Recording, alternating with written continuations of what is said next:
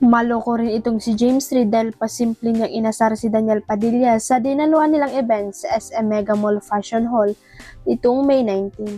Si Daniel ang bagong ambassador ng 1365 kaya dalawa na sila ni James at nakabibingi ang yawan ng kanilang fans sa launching base sa naspanood na video sa trending sa social media.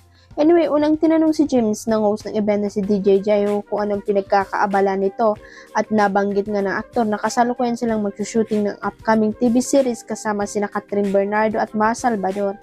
Malapit na umere na actually we're shooting Someone Sunday, of course with Catherine Bernardo and Ma Salvador.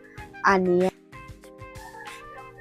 Tila hindi naman pinansin ni Daniel si James dahil abala ito sa kakalingon sa apat na bahagi ng fashion hall at kinakawayan ang naghihiyawang fans kaya naman tinapik siya ng bagong leading man ni Catherine ng 2 beses para mapansin siya. Tagumpay naman si James dahil nung binanggit niya ulit ang pangalan ng ex-girlfriend ni Daniel ay natawa na lang ang kasalukuyang boyfriend ni Kyla Estrada.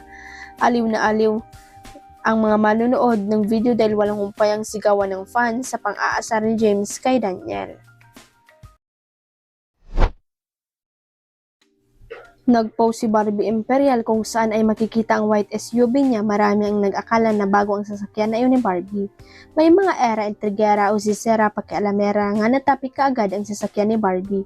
May iba na pinuri na nakabili ng bonggang SUV si Barbie pero may mga tila na inggit agad ay kung ano-ano ang naging kuda. Pero mali ang inisip ng iba na new SUV yun. Nang makausap ng Abante si Barbie, kinuwentong more than 2 years ng sasakyan niyang iyon, bali pinalitan lang ni Barbie ang mags tires at brake at pinost nga niya. Naliw na lang si Barbie nang banggitin ng Abante na marami ang naigit sa white SUV niya. Anyway, may iba namang nagsabing ang ganda ng sasakyan ni Barbie.